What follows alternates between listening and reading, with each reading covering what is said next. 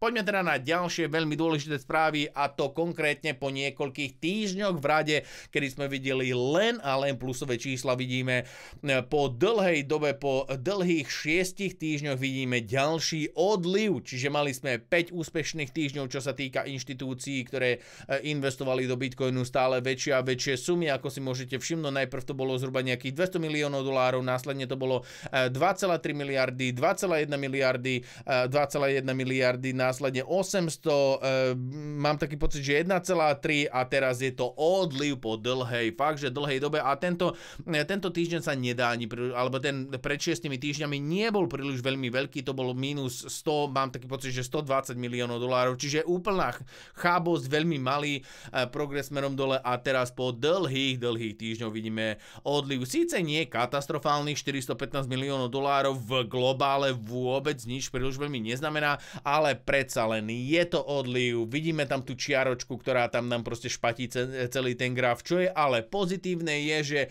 po niekoľkých týchto prepadoch sme stále videli, alebo teraz zažili sme stále, alebo teraz už dlho, hej, keď si to pozrieme, tak sme videli prepadovú sviečku a následne 5 pozitívnych, predtým bola prepadová sviečka 1 a následne bolo 1, 2, 3, 4, 5, 6, 7, 8, 9, 10, 11 pozitívnych týždňov, hej, predtým sme mali 2, ale dúfajme, že teda budeme pokračovať v takomto istom trende, kedy ďalších minimálne teda 5 týždňov bude pozitívne volume a dokážeme sa až šplhať smerom hore. Čuduj sa svete, hej, najväčšie volume stále proste z Ameriky, proste nič iné nás tu neminie. Najväčší odliv bol, čuduj sa svete, z Bitcoinu, keďže tam sú aj najväčšie prílevy, čiže $430 miliónov bolo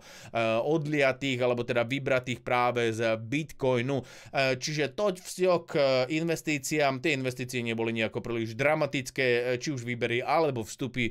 nič dramatické sme fakt, že nevideli. Skôr teda tá bearish nálada, ktorú priniesol trošička Fed, no a následne aj tie CPI-ka nešťastné, ktoré nám trošička pošpatili a hodili polena pod nohy, ale teda dúfajme, že túto príležitosť, alebo teda ja celkovo chcem, aby Bitcoin išiel na tú hodnotu $90,000